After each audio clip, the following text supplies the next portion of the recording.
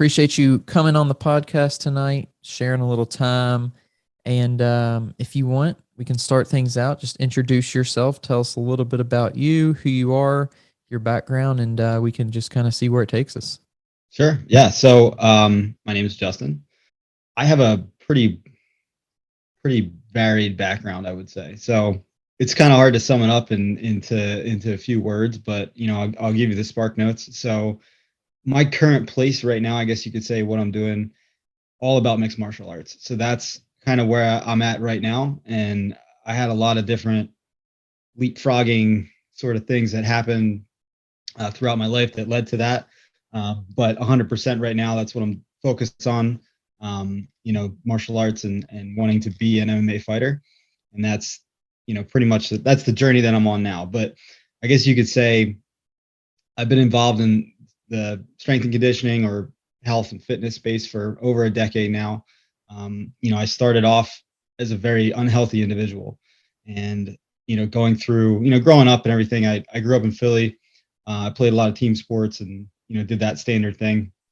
When I got into high school, I kind of drifted away from that path, and I started partying a lot, and I stayed active. I did a lot of action sports, and but wasn't the healthiest individual, and a lot of those habits kind of carried on throughout college and then in my early 20s until I eventually got to a point where I said enough is enough.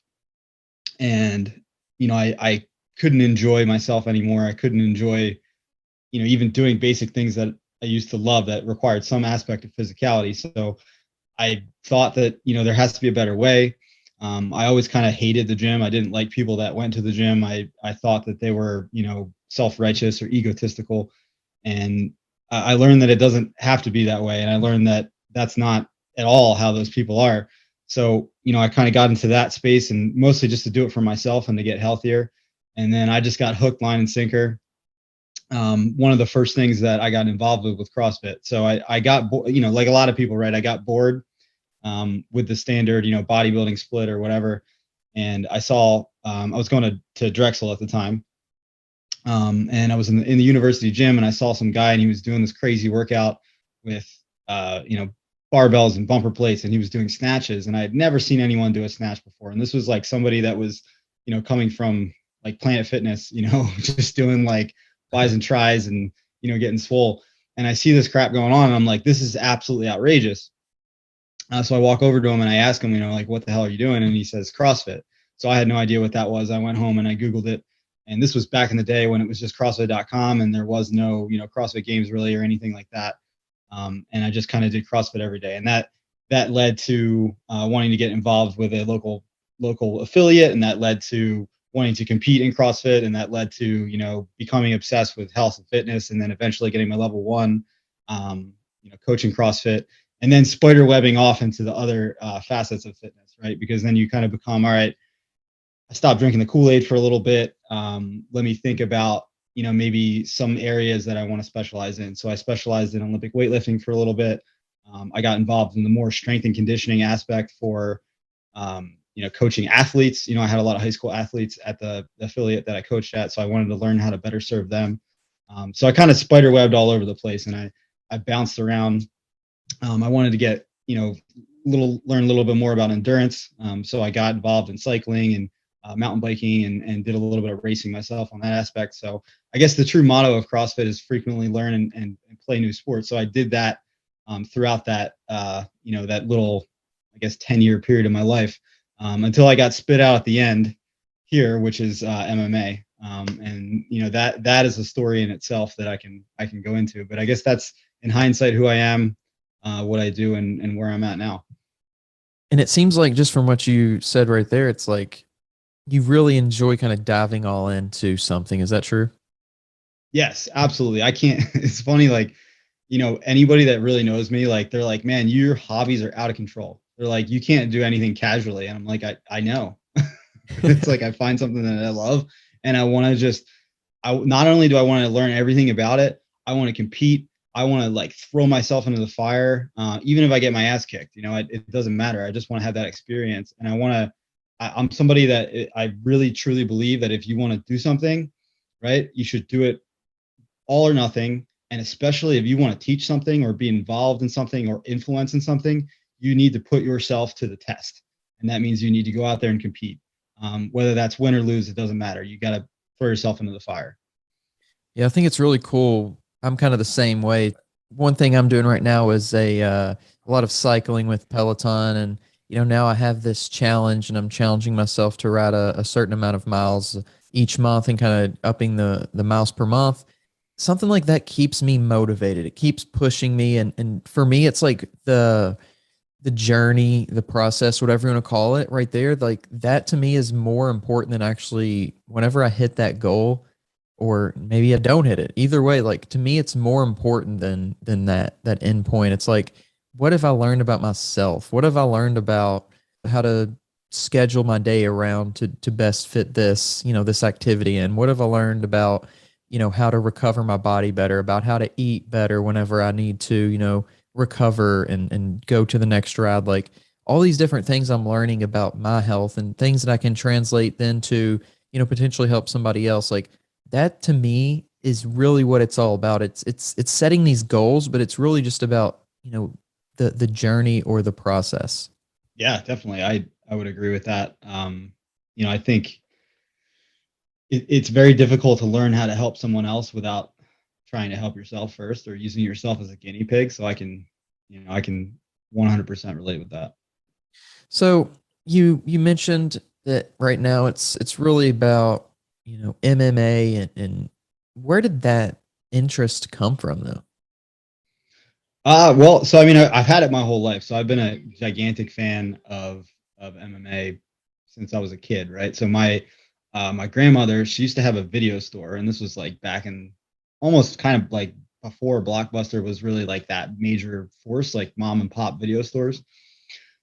So she had the video store, and she had a back room, which a lot of people that have been to a video store in the '90s would know, what's in the back room, right? That's where all the porn and all the crazy stuff is. So I remember being a kid, I was like, 7, 8 years old. And every now and then I'd get curious. I'd wander back there. And lo and behold, one day I walk back there. What do I see? I see UFC, the first UFC. So, naturally I went back and was like, what the hell is this? So I took the VHS tape home. And that was kind of the start of an obsession with me. I loved martial arts. I loved all sorts of combat sports. My dad was a huge boxing fan. He was a boxer himself. But something about martial arts, and specifically with the UFC, and seeing, the sport of mixed martial arts, was really, really intriguing to me. And I kind of, as a kid and even as a teenager, I sort of identified with it in a sense that, I kind of went through a rough period of time where I was figuring myself out. I was a teenager. I had kind of revolted against organized sports. I put a lot of my energy into that leading up to, my teenage years, and it didn't quite pan out the way that I wanted it to be. And I hated it, right? I was like going full punk rock on it. And when I saw a sport like mixed martial arts, which was just essentially a middle finger to, all sports, right? It's like you get in the cage with another human being, you can use any technique you want, and the primary goal is to take them out. And the original UFC was no rules, right? There was no rules. There were, you just basically went and tried to kill someone. So that really resonated with me, and I stuck with it, and I followed the sport. Um, I had some friends that got involved in it when I was in high school, and I did mess around a little bit with it, or that and jujitsu later on when I started CrossFit. I had trained a few fighters, and I would mess around with them, but I never actually went out and trained and did it. I always wanted to, but it was always like one of those things where it's like the stars never quite aligned. But you can fast forward a lot of that. So that's the background of how I kind of got to be involved with it and how I found it. But you can sort of fast forward to pandemic, right? So right before the pandemic happened, I was racing mountain bikes. I was training to compete in some powerlifting competitions. I was just doing all sorts of stuff. I had just gotten married. I met my wife, who was a very competitive powerlifter. So we were training a lot together, and we were just kind of setting the world on fire. And the world shut down and all the stuff we had 2020 planned out. I was going to do 3 powerlifting meets with her. She was going to try and break a record on a deadlift. We had this whole thing going on. I had got some sponsors for some mountain bike racing. Like, it was going to be a great year. All of it went away. So it all got shut down. We're sitting in lockdown, and in the beginning, we just trained, right? We have a garage gym. We were very blessed and very lucky to have all that kind of stuff at our disposal so we could keep working out and keep training. We did that for a number of months, and then it's like the months turn into a year, and then it becomes winter, and now it's cold, and like we're like depressed, and there's no competitions, and everything is uncertain. So I kind of hit a wall, man. Like, I'll be honest with you, I was very depressed. I was very like sad and seeking, and I felt like I had lost my identity. It was like I couldn't race, I couldn't train the way that I wanted to anymore. I was just stuck in a rut. And one of the things that I did kind of wind up picking me back up, I had done the 75 hard challenge, and I finished it. I was doing a ton of cycling at the time just to try and push away the depression, and I got hurt. I got an injury. It's kind of embarrassing, but I got like gnarly hemorrhoids from riding my bike too much. Oh, right? wow. Which is like crazy. And it's funny. You have to laugh about it, right? Like, I rode so much that I broke my ass. Like, my wife and I still laugh about it. So now it's like, I can't lift heavy. I can't ride my bike. Like, what is going on? Like, what am I going to do? And we were watching Netflix one day, and we start watching The Kingdom. And I don't know if you've heard of it, but it's a show about an MMA gym in LA with Nick Jonas and Frank Grillo. We start watching it, and my wife knows nothing about MMA. And she's like, wow, this is really cool. And I'm like, did you know that this is for real? And it's called the UFC and Bellator and other promotions, and we can watch it. And it's like real people and real drama, and they all talk shit and whatever. So she was hooked and was like, no way. So we started watching MMA. And then one thing led to another, and she's like, you should go train. Like, go find a gym and go do it. And I'm like, okay. Wow. So that's what I did. I walked into a gym. I found a local gym, and started doing some jiu-jitsu and some different striking. And one thing led to another, and I was like, wow, this is awesome, and this is it. And I saw a lot of other people too that were like close to my age, and saying that, like, yeah, you're not too old for this. Like, you could definitely fight at some point if you want. You obviously have a lot of training to do, but it seems like something that's like outside of the realm of possibility. And it's like one of those things that it's just a step above like a triathlon, right? It's like anybody can sign up for a triathlon or a powerlifting meet and get it done, and it'll still be crazy and cool. But it's like to do like an amateur MMA fight, I feel like is like just like one step above. So it's something that I really, really, really want to do, and I strive to get after in the next couple of years. I think that like having that type of almost seemingly unrealistic goal to other people is such a fun thing, because it's like everyone, maybe not everyone, but there's a lot of people that are like thinking, you should dial it back, or, are you going to be all right? Or, all these different things. And I kind of had a similar situation. I signed up for a marathon about 2 months before it started, and I wasn't, a runner.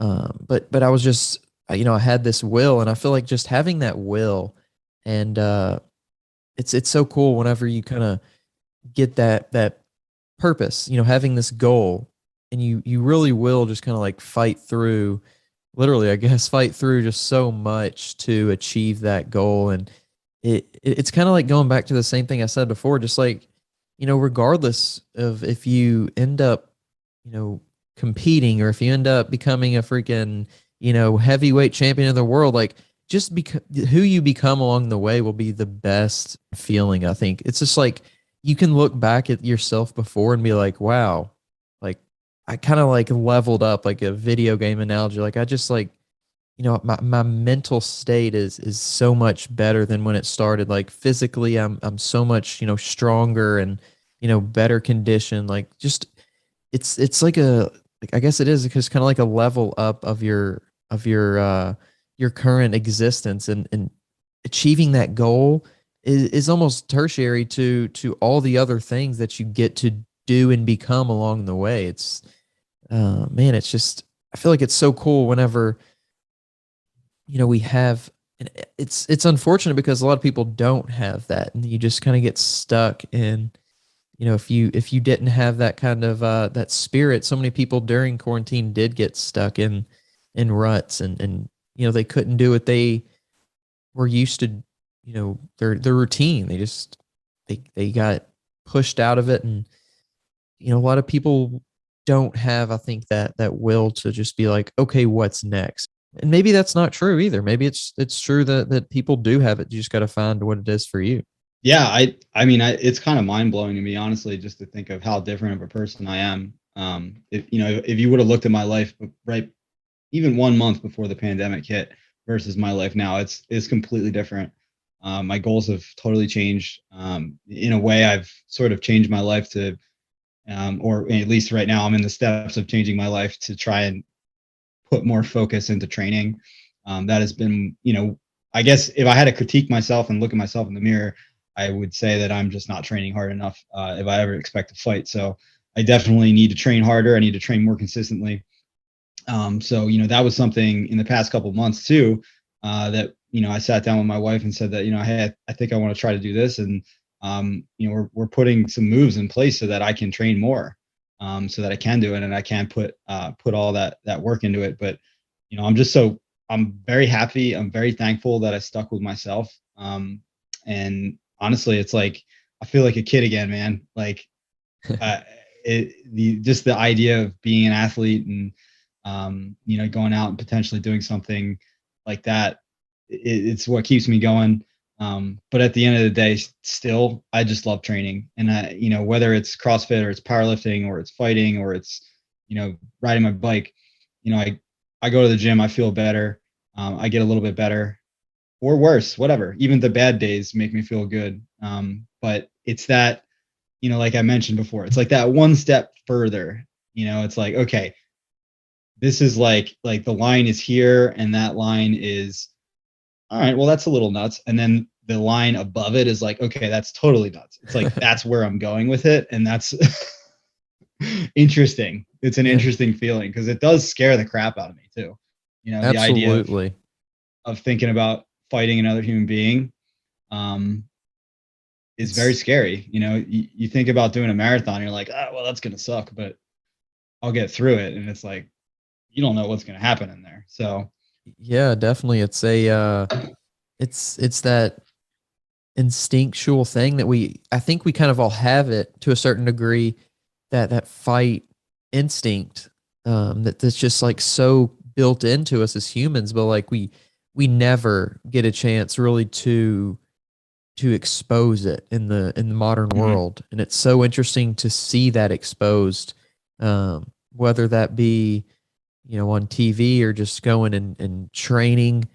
It's just like, it's such a basic thing, but then when people do see it, especially people who aren't used to it, it can be so, turn offish, and like that it's almost disturbing to some people. But it's once again, it's this thing that we had to have, for so long, and now we just kind of like act like we none of us none of us actually have it. Yeah, I think, I mean, you made a great point about even just training. I think that is such a valuable tool for a lot of even if you never have any desire to fight or compete in any aspect. I think anyone can benefit from unleashing that in a controlled environment and just coming in and training. The first time I walked into my gym and I saw there was like 20 or 30 people out on the mats, and this was an advanced jujitsu class. So these people were bringing smoke, and they were really throwing down with each other. I was like, whoa, what am I doing? Right. But the fact that I'm sitting here and I'm staring at, that guy works construction. That girl's a real estate agent. That woman is a nurse. That guy works behind a desk all day. That man's a police officer. And seeing all of these regular people just come down, like absolutely throw down, right? And we're talking, some of these people are, purple belts, brown belts, black belts. They have been doing this for years, and they are beautiful on the mats, but they're just regular people. I think that's very powerful, and I encourage anyone to do it. And what it's done for me in just a short time has been, unreal. And I can imagine that a lot of people can use it as a tool to try and help themselves get a little bit better. I think one area that kind of scares a lot of people with that is really the pain involved, the getting thrown around or punched or Yeah. whatever, and the potential injury. Is that something that is, I think it exists, but is it really something that is a big concern, just training wise? I mean, I love whenever somebody brings this up, I always say, well, the largest injury in America is a knee replacement that comes from playing basketball. So every sport, right? Whatever you do, any form of physicality is going to be dangerous.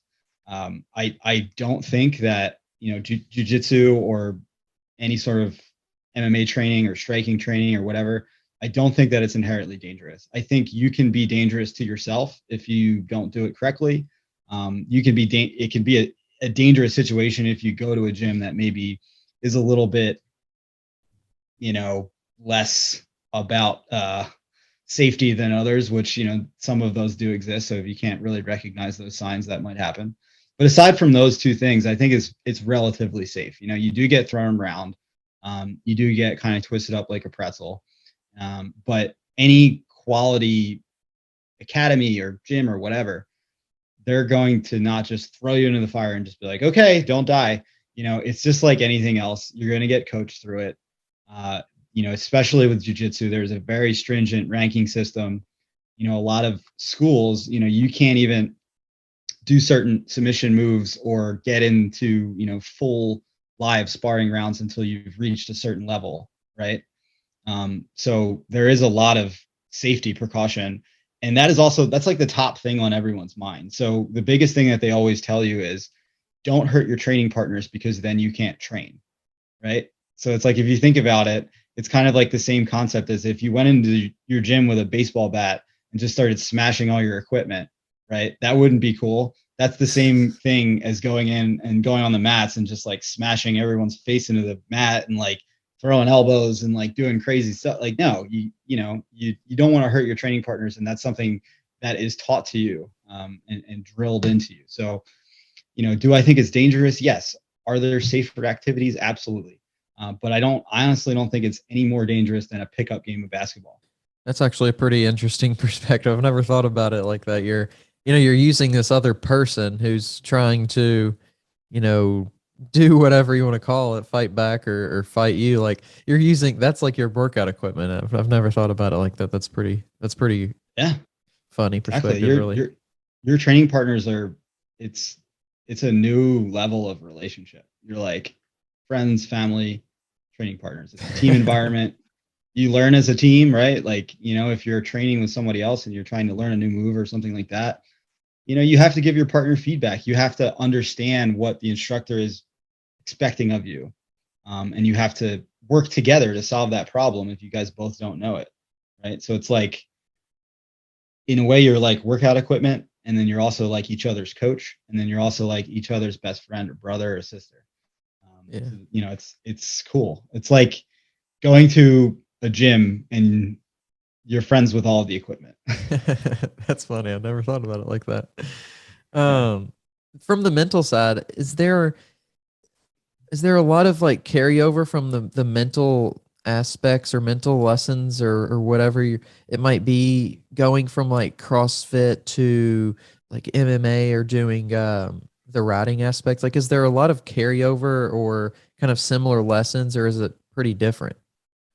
I would say there's a lot of carryover. And I think, myself, I'm on a bit of a unique path, right? Like I was very heavily involved with athletics, and then I kind of went away for a little bit and I did my own sort of punk rock revolt years, and then I came back into CrossFit. So I guess I'm not like, the best example for this, but I think that CrossFit did instill a lot of carryover into everything else that I did.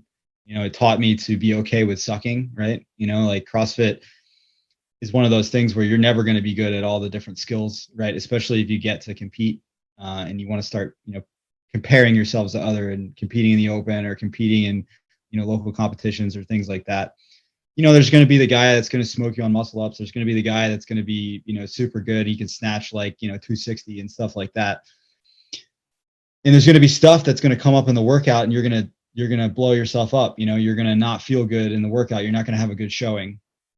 And that was something that really kind of taught me to break down my walls and don't be egotistical and be okay with not being okay at this thing, and it taught me how to kind of dissect the skill and figure out what do I need to do to get better at it. So that I feel like has helped me tremendously. That has a ton of carryover. And that's how I approached all the other stuff that I did, especially martial arts going in. If I would have started martial arts 10 years ago, I feel like I wouldn't have been in nearly as good of a mindset as I am now. And it's almost kind of funny because, people always say like, man, I wish I would have did this 10 years ago. It's like, I don't know if I do. Right. Yeah. Because I probably wouldn't have stuck with it. I would have gone to my first jiu-jitsu class and got absolutely tore up, and I would have been probably pissed off and I would have quit. But that growth that I was able to get specifically from CrossFit, I think has really, really helped me, in this martial arts journey that I'm in now. And I'm going to give my parents credit. Like, my dad was a phenomenal teacher as a kid. I was just a little shithead. Yeah. Like, I just didn't, I was like classic, like, kid attitude, right? Like, didn't understand that something like team sports, like, it was a bigger concept than myself. Right. And I played baseball. I was a catcher. Right. So catchers, I feel like they all kind of have this, they get this like attitude where like they feel like it's all about them. Right. Even though it is really, if you want to say it's all about anyone, it's all about the pitcher. Right. But like the catcher is like, you're the man behind every play. You're catching every pitch. You're watching for every steal. Right. So like creates this like weird psyche and relationship that I have with sports. I also played hockey. I played right wing, and neither, like, I just kind of got like very egotistical about things. I shut out my coaches. I shut out other people trying to critique me. And I thought that I was so good, but I actually wasn't. And as I started to get older and the competition level started to increase, I did have a level of natural talent, but you get to that point where it's like, all right, well then, like, the teams kind of whittle down, right? It becomes like a siphon, right? So, and it's like, it siphons down from just every kid that wants to play baseball and hockey to, okay, well, these kids are the quote, they're the good kids on the team. And then these kids are the great kids on the team. And these kids are the outstanding kids. And I feel like I never made it past that first filter, right? Because it's like, I started panicking inside and I was like, I'm so good, I don't need to grow, or I didn't know how to grow. And I just, as a result, just threw my middle finger up and walked away. And, my parents, it's not that they didn't care, but they were like, all right, well, if sports aren't for you, then you don't have to play sports. They didn't push me into it. And I just kind of did my own thing. But I did parent myself in my 20s when I started to pick back up on athletics and understand, how to not be a shithead. No, I think that's very relatable. We kind of get stuck as a kid in like this mode, this person that we are, and then we have this kind of like revolution of like who we are a lot of times, whether that be in college when we kind of get off on our own, or somewhere around that time frame, that age, and we just have these new ideas about ourselves, and we start to do different things, and we grow into new people and have new hobbies. And I think it's cool when those new things are related to something that can also make us better as people, and things like CrossFit and mixed martial arts and anything that really challenges you and pushes you outside your comfort zone. I think that's just such a a cool thing that we have the capacity as people to have these other groups who are kind of like-minded, and we have like, and it's weird because if CrossFit didn't exist, it would be something else that these CrossFitters would be doing to just like push themselves in another way. And it's so interesting how there's different kind of modalities to express the idea of becoming better and like almost pushing yourself to uncomfortable kind of places. Yeah, for sure. And I think too, to piggyback on that, right? Like, one of the most rewarding things you can do is to try and help other people too, feel those same feelings, right? So that's that's always like the undertone of everything that I do. At the end of the day, I love doing things for me and, doing things for myself and my wife and my family to prove that I can do it. But I also am obsessed with this idea of building this like incredibly cool resume so that, as I get older, I can help other people along whatever journey they might need help with. And that to me is, I guess you could say at the end of the day, that is my true goal, right? Is to finally have this like really cool resume of, different athletic backgrounds. I think, fingers crossed, I think martial arts is like really, we're going to stick with this one a while. I'm 31 years old, so I'm in the game late, but I have no plans of like, I want to still be fighting, like actually fighting when I'm 40. But it, physiology is one thing. So, it's not going to last forever.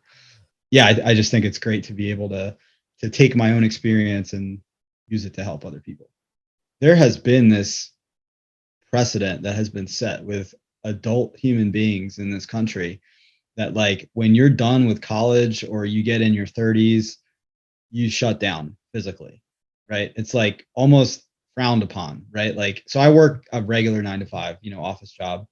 And I do actually love my job. I think it's cool. I design websites for a living, and I do get to make a significant impact on that. And I work with a lot of really cool people. But being in an office, right? It's like some people say like some crazy things to you. They're like, "Why do you do this? Like, why, like why do you not like want to just eat a bunch of cheese and like drink beer with us at 4 o'clock on a Tuesday?" And I'm like, well, I want to do all of these things and I need to have my body right for it, because the time that I have to train is either before work or after work. So I'm not going to, trash myself and then go train, 2-3 hours with a bunch of beer in my belly. But, I just find it almost fascinating that it's like, that's how so many people operate. And it's, I don't know if it's shame, if they feel like they're shameful, or they feel like, I know for a lot of people, they get married and they have kids and that kind of changes a lot. They feel like maybe they're doing something for themselves and they view that as selfish. They're taking away from their family, or maybe they're just scared and they don't want to break down some sort of ego that they built, or some sort of personality trait that may have gotten them success in a place like an office, but will not get you success in a place like a gym. It's crazy to me. And I just wish that we could lift that stigma and tell people that like, hey, you can be an athlete literally until you die. Like you can be 80 years old and you can find something to compete in. Like, it doesn't matter. Like, you never have to stop training. You never have to stop being an athlete. There will always be something for you. And, you don't have to just retreat to the couch and drink beer and talk smack. Definitely. That's something that I experience as well. And I think most people who are out there, kind of, that's the way that they perceive life, is like you hit late 30s, early 40s, 50s. It's like, okay, I'm kind of expecting myself to not be able to do something, not be able to do what I want to do when I'm 50. Like, to me, that's probably the scariest thought to me, is not being capable of what I want to do, and, physically and mentally. And it's like, well, we don't have to be like that. For most of us, that's a choice. That's an action or a habit that we can implement to not make that happen. Just the way that people almost, either by choice or of just lack of education, they don't understand that, or they don't want to do anything about it, to me is just, it's either, I guess it's sad both, for both instances, but, I think it'd be crazy to see what our society would look like if people, and up, kind of like you said, up until the day you die, are capable of doing pretty much anything they physically want to do.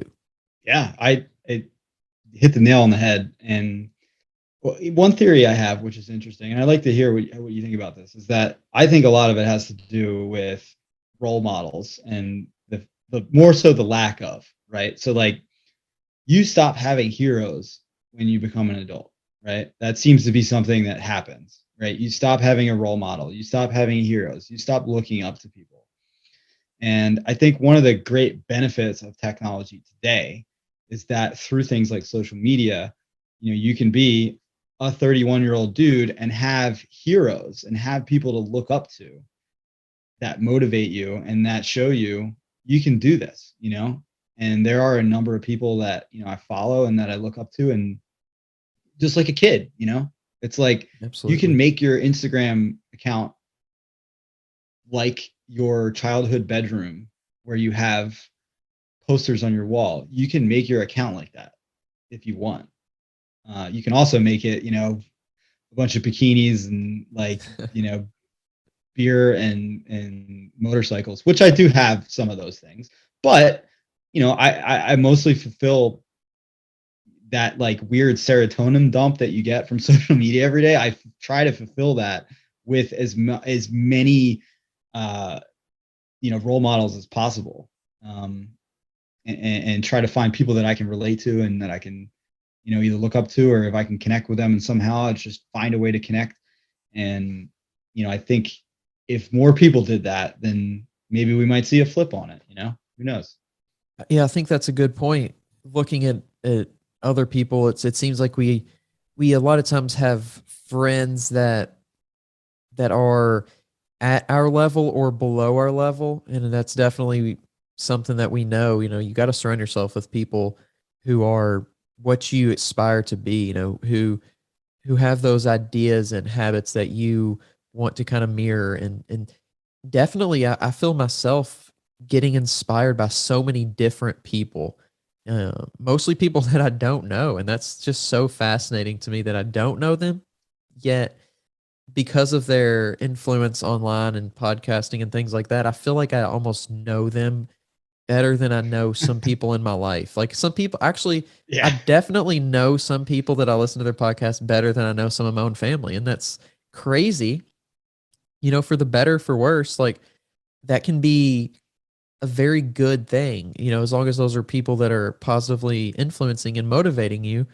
But for me, it's like, yeah, these people I look up to, and most of them are in their 50s, 40s, 50s. And it's crazy that when I compare them, just, not as necessarily good or bad people, but just as physically capable, mentally, mentally willing to keep growing people, to the ones that I kind of see in my everyday life, a lot of them, it's just levels above. And it's just, I'm so lucky to have those kind of people. And Oh yeah. And another thing too that social media does is it humanizes these people, you know. Some of them, well, some of them are just regular people, right? It's just a normal person. Nothing particularly outrageous about them. They don't have billions of dollars. They're not some like crazy famous athlete or anything like that. So in that sense, right, they are already out of the box humanized. But even some of those people that I guess we can call like mid tier, right? Like they're not quite, like they're a little bit above the average Joe, right? right. They've done something elite, in their athletic portfolio, and they've got a certain level of success. And even some of the people that are at the top of the top, right? Social media kind of gives us a lens into their lives, and for the ones that allow that in, right, it does humanize them, right? So now it's like not only do we have role models now as fully functioning adults, but like we can look into their lives and see, okay, this person goes to the gym just like I do. We can see their workouts and we can be like, wow, their workouts really maybe aren't that different from mine. Maybe they're just like way better at them, or they're using more weight, or what have you. But like they're doing the same thing. They're just going in, working out. They come home, they pet their cat, their dog, they say hi to their wife. They get the kids ready for school. They go to bed. They do it over again. Yeah, I think that is another big aspect of it. It just definitely. shows them that they're just like regular people, but they have like this one little extraordinary trait that is just the willingness to continue and be consistent and put work in, and do things that others don't want to do. And that's all that you need to do to be great. Yeah. And I think it starts with habits. It starts with the things the very, very small things we do on a daily basis. And what that makes me think of, and you mentioned is the 75 hard. And you mentioned you have done that, and I'm actually in the middle. I'm on my second attempt. I got Okay. one day in my first attempt, and I was like, I got to revamp my schedule because it's just not going to work. So I took the next day and I revamped it, and I'm back in on it. I'm on day 8 at this point. It's very interesting. It's something that even only 8 days in, I've learned so much about, really about myself, and it's fun so far. So hopefully it continues to be that way. But what did you feel like you learned just through your experience with it? So I full disclosure, I did not finish it. I think I got to like day 56 or 57, and that's when I broke my ass and I had to take a break. But I got a lot out of it in the sense that I'm really able to make time for things. And that was something that I always struggled with in the past, was like if I didn't get to something or I didn't do something, I would have immediately went to that excuse, and it was like, "Oh, well, you just didn't have time." 75 hard completely turned that on its head. Um, it was like, dude, yeah, you can really actually make time for anything. You just have to do it. And that was big for me. Something that I like, even when I was racing and riding a ton of bikes, like I wasn't riding nearly as much as I was on 75 hard. I was putting down like between 150 and 200 miles a week, split between road cycling and mountain biking, and I was having a blast, man. I was having so much fun. I spent a lot of time on the bike. I was spending a lot of time in the gym. My wife was also doing it, so we were both doing it together. We were spending time reading instead of watching Netflix, and it was great. My biggest takeaway was you can truly make time for anything if you really, really want to, and that is something that I still have carryover into my life. Maybe not as hardcore as it was when I was doing the challenge, but it's there, and I know that I can tap into that if I need to. Yeah. And one thing I was actually thinking about today, I was taking doing one of my outdoor workouts, and I was just thinking about it, and I was like, what is my life going to look like after a 30-day, stint of this, and then 60 days, and then by the end, what is it? What are the changes in my life going to be just doing these simple, looking at it, 1, 2, 3, 4, 5, 6. Well, actually, let's go with 1, 2, 3, 4, 5, 6. Yeah, 6 things that you do on a daily basis. One's take a picture, so I don't really count that one. But these 6 other things that you do on a daily basis. Like, what is my life going to be? How is my sleep going to improve because I'm not, eating bad foods and drinking alcohol? How is my, there just the diet? How is my diet going to change? How is, my fitness going to change? Doing a little bit more exercise than normal, like all these things.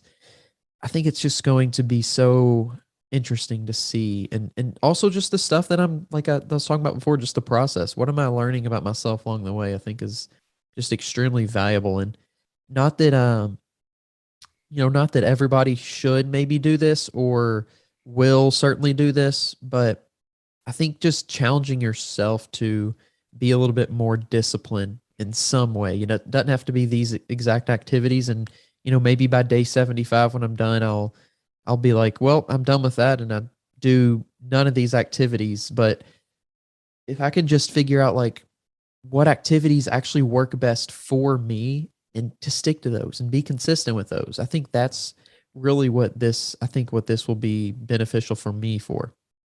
Yeah, for sure. That's probably the biggest thing you'll get from it is you'll be forcing yourself to do a lot of different stuff, right? And like especially the outdoor aspect of it, I think is huge. I think getting outdoors is probably the single most important thing you can do for yourself. I would even say that like if somebody came to me and was like, Justin, I don't know what to do. I want to get in shape. I want to do something. I'd be like, okay, uh, don't join a gym. Like go for a walk and turn that walk into a jog, turn that jog into a run and do it outside. Go on a trail, you know, run to the woods, run on a paved path, any of those types of things. I think the outdoor aspect of it is absolutely huge. Even if it's just like going to a park and like doing, like a little metcon or something. Um, it, it it gets you out there and exposes you to like nature and gravity and all that kind of stuff. And that is something that I think is very demotivating from gyms and like more standard like fitness, right? Because it builds resentment, right? Like it's that level of like, take your medicine. Now some people are just psychopaths like myself and I enjoy it. But I understand that not everybody is like that. So, if they're able to do something outside and, try a bunch of different activities rather than just sticking with the same mundane routine day in and day out, I think 75 hard building that into the programming is pretty major. But the other things are great too, right? Like the health aspects, drinking all the water. For some people that might be the first time in their life that they experience what it's like to be extremely hydrated, right? Yes. Because I'm sure you're like peeing like what 75 times a day. At least, yeah. Yeah, dude. I have a funny story about that. So I was doing 75 hard. I was like right in the middle of it, and I had this. I was working on a tattoo piece, and I had a session, and it was like 5 or 6 hours long, and I'm getting tattooed, and my artist is like, dude, what is wrong with your blood? He's like, it is so thin, and I'm like bleeding all over the place. And I'm like, dude, it's because I've been doing the 75 hard thing. I'm drinking a gallon of water a day. Like it's intense. Oh, Um, and I can only imagine how some people might feel if you go from like the type of person's like, I'll have coffee and then, maybe a soda at night to like drinking a gallon of water a day. yeah. Those those small changes, just it's just this list could literally be anything. It could be six things completely different and it would be just as hard. It would be Yeah. it's just about really sticking and staying consistent and being willing to make time for things that are, what you find important, making time for those things. I think that right there, this list could literally be anything, but these things I think actually Yeah. do have a lot of value. I think it's cool just how many people do it and don't finish it, but then try it again. Because I think that's one Mm. thing that people who do like to challenge themselves sometimes when they fail, it can be very kind of demoralizing. It's like, oh wow, I'm not good enough for this. So it's interesting that people will keep going and keep pushing because I think in the same way, those people are also like, well, I want to be better so I can kind of beat this challenge. Yeah, for sure. And I do want to take it a second crack at it and finally finish it. I think so we're in the middle of a move right now. We actually sold our house and we're moving a little bit closer to some family, but I'll also be closer to, um, I guess a larger network of gyms and things like that too. So, it number of reasons why we did it, but once we get that done, things slow down a little bit. I think I'm gonna pick it back up again, see if I can get some final redemption. It's very interesting how we have these ambitions and things we want to achieve. It's such a cool thing as humans. We get to not just be a part of kind of the circle of life. We really get to experience and we get to push ourselves and we get to, you know, have a community and people around us and all these different human experiences. It's so cool and it's health and it's everything else. It's all the aspects of it. So yeah, that's really what this podcast is all about is just having conversations with people and understanding what they're going through and trying to, understand their perspective, share my perspective, meet in the middle and talk about it and just see what happens. And it's been really good getting to talk to you tonight. Yeah, sure, man. I appreciate it. Always great to get on here and talk. I'll podcast anytime, anywhere, with anyone. Really, it's something that I really enjoy. So, anytime I get a chance to do it, I'm all for it. Awesome, man. Well, like I said, it was really good getting to talk to you. I appreciate you coming on and sharing some time. And if you want to let people know where they can follow you and find you, that'd be cool. Yeah, sure. So Instagram at Justin Mariano, Mariano. That's where I do most of it. I started to do the Twitter thing a little bit. My handle there is just Mariano, so like just take the in out of Justin.